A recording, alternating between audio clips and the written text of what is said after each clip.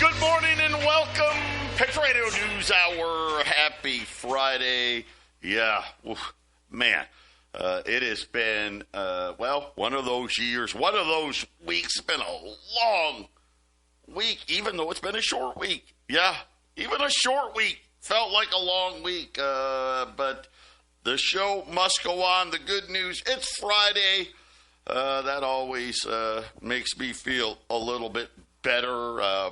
Some announcements here before we get started. Number one, my wife and I are going to be celebrating our 27th wedding anniversary. I will be taking a few days off next week. I'll be off Wednesday, Thursday next week. But then I'll be back.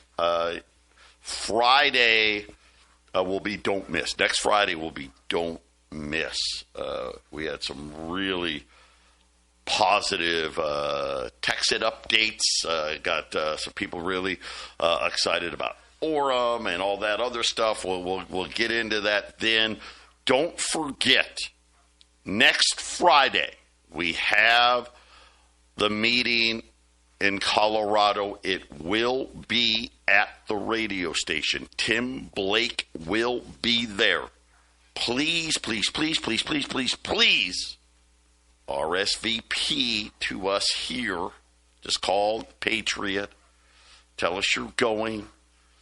If you're bringing a guest, right, whatever it may be, let us know so we can have the appropriate amount of food. Bring all the hard questions. Here's the thing. I think you guys are going to feel a lot better about things afterwards. But get there. Get educated. Now, there's one in Lakewood. I want to say it's the day before, so maybe if you're closer to Lakewood, you want to go to that one, call us. We'll send you the link to get to that one as well. And then for Phoenix, so Colorado, we're going to do it right at the radio station. Phoenix, Monday the 15th at the Desert Ridge Dave and Buster's. And I know what you're thinking, David, video games and this. Listen, the place is massive, but they have this like super secret private room that we're going to be in. It's actually a pretty cool place. Again, we're going to feed everybody. And again, as I said yesterday, listen, you don't think there's inflation? It's insane what people want. We called, I'm not kidding, a dozen hotels. Hey, you got a room? Oh, yeah. Well, we want $7,000 just to talk to you before we even start talking about food, right? We want some places, one place, I'm not kidding. They wanted $15,000 just for the room. Food, man, I remember when we were having those Texas get-togethers, right? You could do it for like $20. It's $30. If you want to drink something, it's $30, but non-alcoholic, it's $30. It's actually $31. But then you got tax, gratuity, so please, RSVP so we have the appropriate amounts. Please, please, please, please, please. 800-951-0592. Now, I'm done with the announcements. Why? You know what? I got one more. Everybody's favorite financial planner is with us. JR is back. And it's a Friday, and JR, sorry it's been so long. We've been really busy, but it's so great to have you back. I am so glad to be back. Thanks, Joe. Is Jason with us here today, too? He's going to be here. He's pushing buttons. I'm not sure what he really does, He must be related to my wife. Yeah, you're right. He just pops on, and I'm not sure. I know he's like hitting buttons or something. I don't know. Maybe his digestive system doesn't work with the radio show. I'm not sure. But welcome, happy Friday. Yes, right. You asked for it. So a lot of stuff has gone around since we had you on last. Obviously, we've got all-time record highs on the stock market, which we told people were coming, right? Because money, they're just throwing it out. We've got the what looks like that AI data warehouse, very .com-ish like bubble. We got problems in bond markets. We got record amount of people borrowing against their 401ks. I just saw today credit card delinquencies piling up again, but everybody, deal or no deal on what's going on with the Strait of Hormuz. So, what's your thought on all this? My thought. Part of the reason that I asked if Jason was on with us today, I kind of figured you weren't having me back on until the market crashed. Jason and I see the same thing coming. Our time horizon is different. I'm stunned. You just talked about AI. Obviously that's the big gorilla in the room. The ceasefire in Iran, who cares? If gas prices, which are taking a little breather right now, we're down, 16 cents national average over the last week. They're going to go back up. That's not over yet. I've been saying forever, if your 401k is steady or going up and your gas prices are steady or going down, you don't ask why, you don't care why, but you just read a laundry list of things, reasons that the markets should be scared. Markets don't like uncertainty. This is the most uncertain time in the history of the world, I would say, other than the COVID days. This is it. So I am waiting for a correction, honestly. It's not going to happen till next year.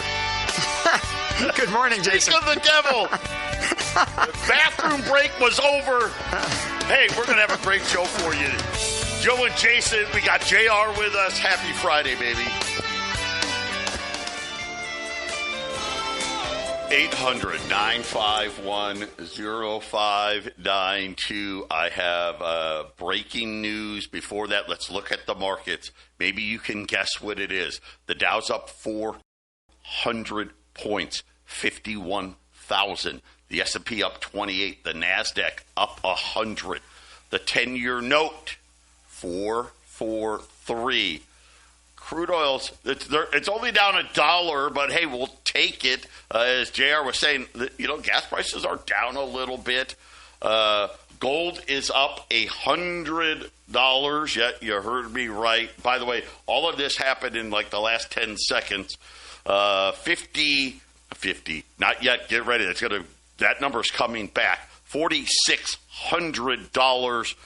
Silver approaching $77. And here's very confusing, but, why not, right?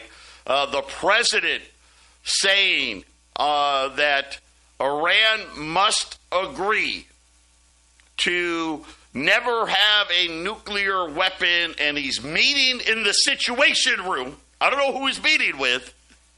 Apparently, it is not the supreme leader, because he's doing his Osama bin Laden impersonation to make a final determination about Iran. The Strait of Hormuz must immediately open. He also said, and this is where it gets confusing, the U.S. Navy blockade against Iran in the Gulf of Oman will now be lifted. So everyone's like, what? Wait, no one has to agree to anything? Is it going to be lifted? Nobody really knows.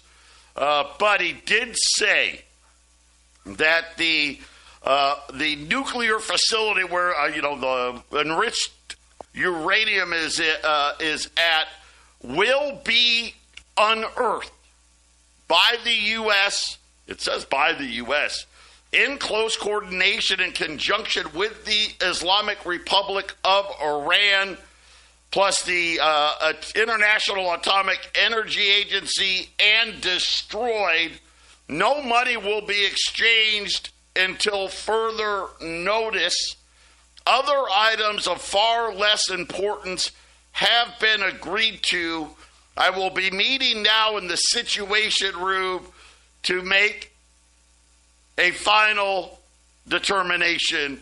So right now, everyone's going to go with, hey, Donald Trump said the blockade's over.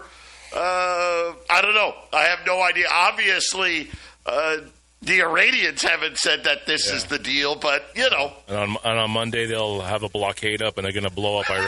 Right. Yeah, What do you think, JR? come on. First of all, I was in the military, and I remember the phrase, the need-to-know basis. We don't have a need to know what they're doing at this point. Somebody sends out a tweet or an X or whatever it is, and the market jumps for joy. What about basic fundamentals, PE ratios? And you know what, Jason? I am absolutely convinced that you may be right. I'm not saying you're right. I'm saying you may be right. My whole thing, if I help people get to where they're investing appropriately, if I help you go safer, if that's good for you, 1 year too early, that's better than 1 quarter too late. And the bottom of the 2008 financial Great Recession was in March, 17 years ago. So this world is insane. Yeah. Look at when they have the Fed meetings, and then we have to dissect dovish and hawkish. This stuff with Iran's getting that point. After a few months, we're like, are we going to go to war? Are we done with war? Boots on the ground? Who cares? Well, how about this, JR? Tell me if this sounds like a market crash is happening soon. The announcement that the United States government is going to essentially come up with $1 trillion, print it, and buy $1 trillion in Bitcoin. That's going That's going to happen. That's going to happen. And we know Bitcoin, now that it has an ETF, is kind of somewhat controlled by traditional markets. That doesn't sound like a bearish thing for the markets. That sounds like huge amounts of money are going to be pouring in, which is going to push back whatever the date is of a correction, a massive, massive market correction, which I think happens in 2027 or even 2028. That's how I see it, JR. The boom always is before the bust, and maybe we just haven't, boomed it enough. You put enough money in, JR, you can make something look better than it really is. No, you're right. It doesn't matter that we have 39 point something trillion in debt on the books, and the end of the world reserve currency is imminent. The funny thing about that debt number is everyone acts like this is like some big fight that we got to do something about it. The central bank wants that number in some level. Yes. That's how they get rich. They collect the interest on that number. We only pay taxes against the interest on that number.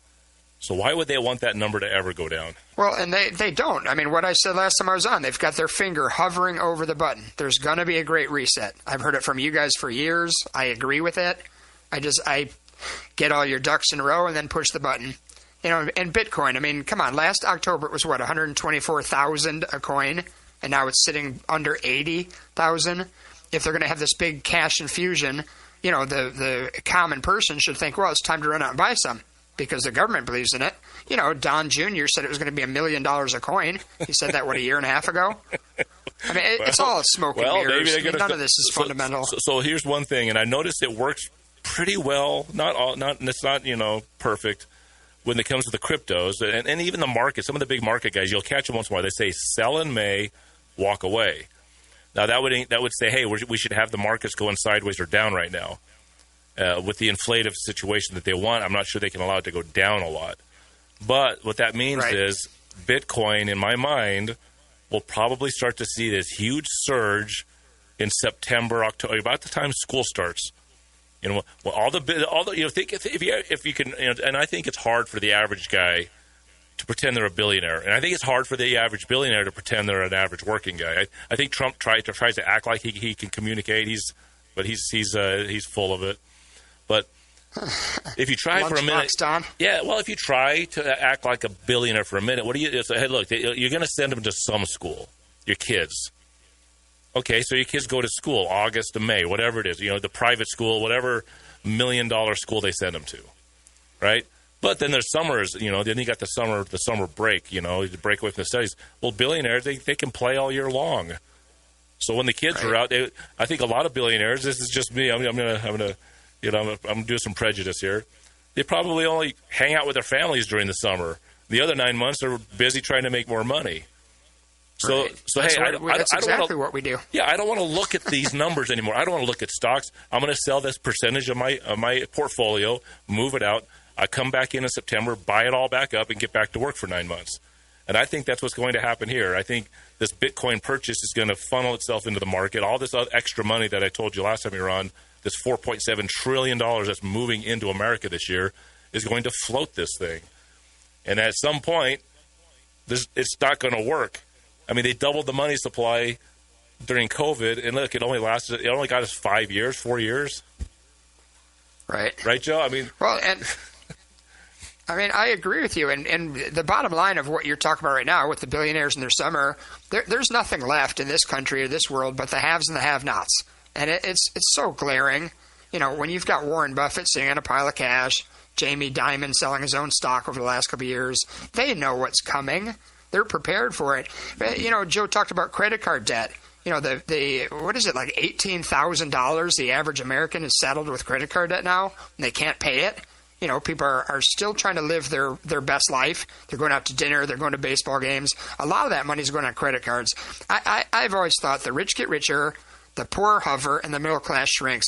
I think it's going to be on steroids.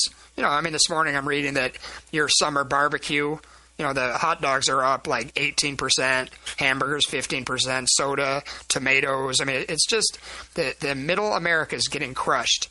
And I guess the only thing that could bring on the market correction sooner than later with that kind of cash infusion you're talking about is a black swan event. If somebody accidentally pushes the wrong button, somebody gets nuked. I mean, you know, we're hearing how Ukraine's got their hand out again for money. We forget about Israel and Palestine, Ukraine and Russia. There's just, I don't know, there's a lot going on. The markets don't care. But my whole thing, moderation and diversification.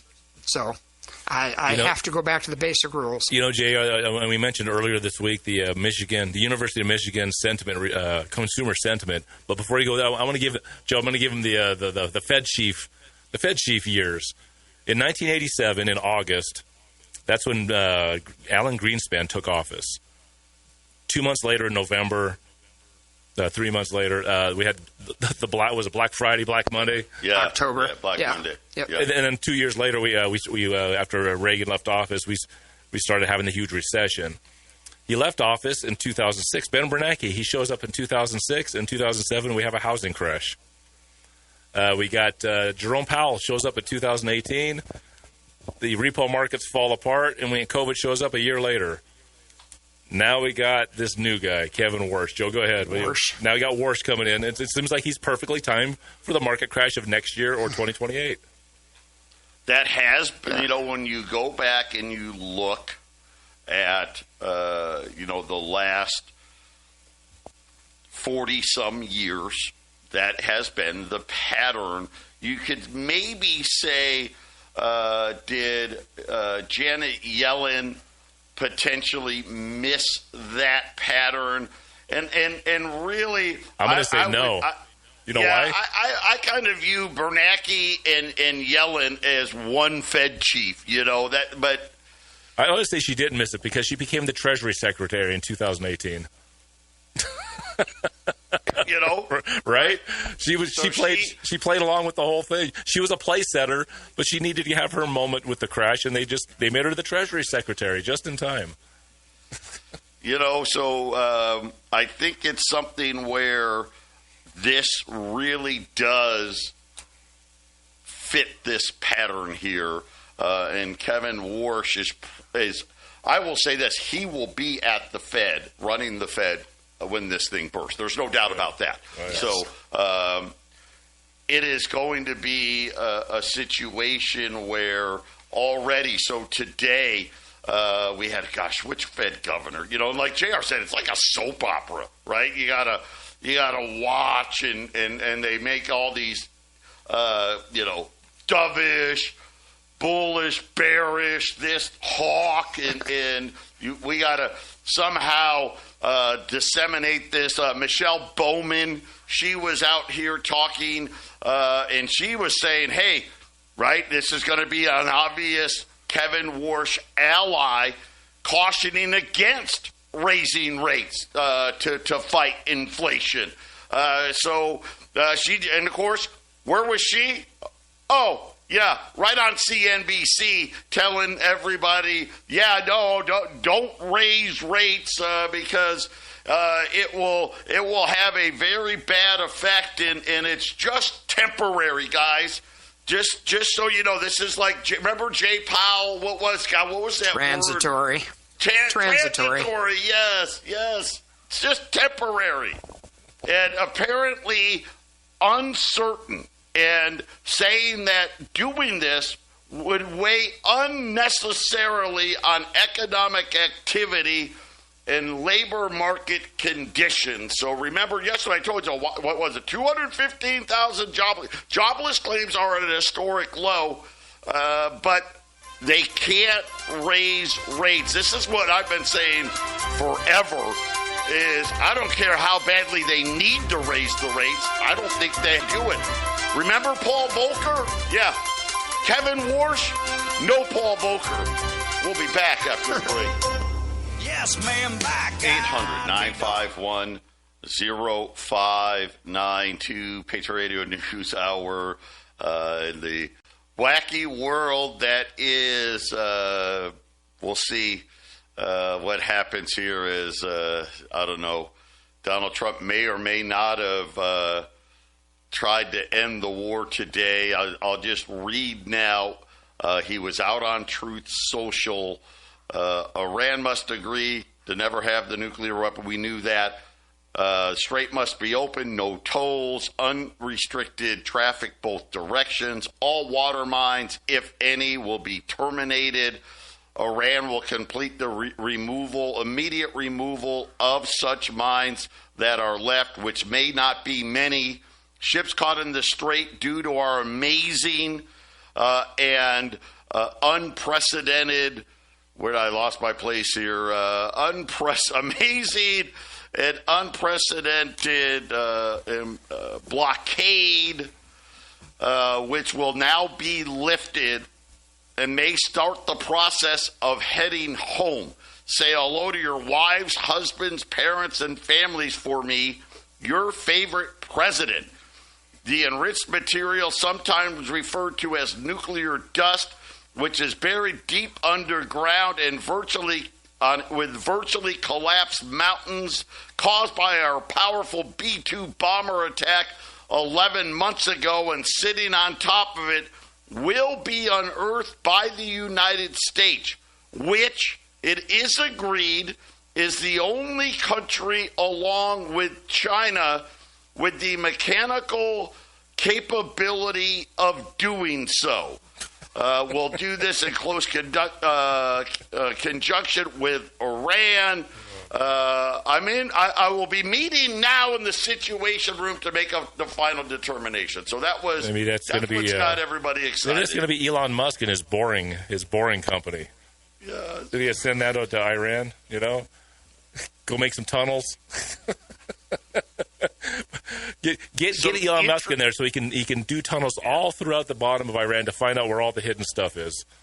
So some interesting things that are happening here. The CEOs of Exxon and Chevron yesterday saying that world oil stockpiles are at historic lows, essentially saying, dude, the price is ridiculous. It should be much, much higher. It is going to be much, much higher in at least the case of Chevron. It may have been the Exxon CEO. Within the next 2 weeks, over the next few weeks, they're going to see enormous pricing pressure. And so that came out yesterday. One of the things that, as Jason pointed out, they mentioned in here, man, we had a lot of oil before this. There was a lot of oil. All of that oil is now gone. And then there's a report. And again, guys, I want to translate. When you're done, I'm going to translate what you just said when you get to the end of this. Yeah, I don't even believe anything I'm telling you right now, right? Because we've heard this a million times. But the New York Times is reporting that part of this deal, talking about some type of investment fund, reportedly $300 billion for Iran. So two different things that go along with this Truth Social post. Who knows, right?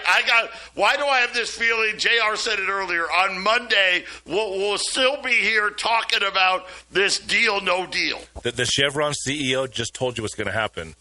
If you go back and read it, what does he say? The prices are going to have to go higher, or they're going to be higher, right? Is that what he said? Right? Is that now? What did the Chevron CEO, you read it, what did he say? He said that the price of oil is going higher, or it's going to go higher, right? Yes, it's definitely, basically what they said is they have no idea why it's falling, and in the next few weeks they expect significant price increase, and they were talking $150. Yeah. He just told you, Joe. He told everybody it's going to stay closed. That's what that says. If it's going to go higher, it's not going to go higher if you open it. He just said... Correct. Now, this was yesterday. They said this yesterday. Doesn't matter. If he says it... Don't open this thing. It's going higher. Oil's down $2. It's down to $87. He says it's going to go higher. I believe these corporate guys more than I believe our politicians. He just said it's going to stay closed. I'm telling you, that's what he just said. JR, that's what I heard. You got to speak in codes with what these guys on the media are talking about. But if an oil guy is guaranteeing higher prices, that doesn't jive with the open straight, does it? Or the open, hey, we're going to stop the blockade. It doesn't jive at all. And I mean, I just said, 10 minutes ago, this is a temporary, this little reprieve is temporary. I don't think we're done at all. Yeah. The engine of this country is the middle class. These gas prices are hurting people. Yeah, the middle class is definitely in trouble. We're seeing signs of that everywhere. And you know what else came out yesterday? The Treasury had to update the debt situation, and now we're almost now to 20%, 19% of all government revenue is now going to the interest on the debt. That is the number. They anticipate that number to climb to 30% in the next 10 years. Well, the only line items that are worse right now are Social Security and Medicare, Medicaid. I mean, we passed the defense spending, so yeah. Right. And again, Trump may have fixed that, right? The defense spending, when the final tally comes in for the war, the defense spending may pass the interest on the debt, at least temporarily. Yeah. Yes. I don't know. I got this vision in my head, Joe. I just got this as we're talking about the oil companies. I got this vision in my head of Donald Trump getting in front of the international audience on July 4th after we've been closed for another month. And, it's the celebration. It's the 250th anniversary. And I have just opened the Strait of Hormuz. Let's celebrate. Ooh. Think about it. He's going to be on the... Did you see the $250 bill? No, I didn't see that. Is that actually going to print that? By the way, isn't that against the Constitution? Don't you have to be a deceased commander-in-chief before you're honored on a treasury note? Is he going to be on it? Is he going to be on an actual currency that you can spend? They're working on that right now, yes. I don't know. It sure seems like we got... And listen, remember, wasn't it going to be Europe was going to run out of oil on July 4th? Or was that going to be... Or we were going to run out? Yes, yeah. Okay. Not us, the Europeans. I think we're closed for one more month, guys, and then we can party with our inflation. Why would he tell the troops, get ready to go home? Because Friday the war is ending. Monday the war is starting. We're back here. Patriot Radio News Hour. Our toll-free number, 800-951-0592. Got gold. 40, 45, 75, $20 gold pieces at $4,600. Rolls of silver eagles. We got silver up. Actually now silver's back to unchanged, $75.50, $16.95 on rolls of U.S. silver eagles today. Again, 800-951-0592. 951-0592. We're really fortunate to have JR able to join us today. JR, it's been a while.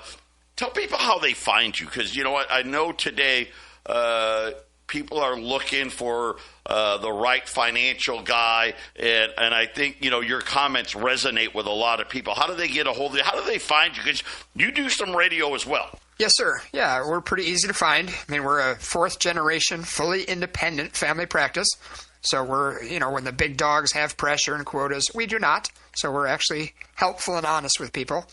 You can get a hold of us at 623-523-0444, or you can email team@anothermoneyshow.com.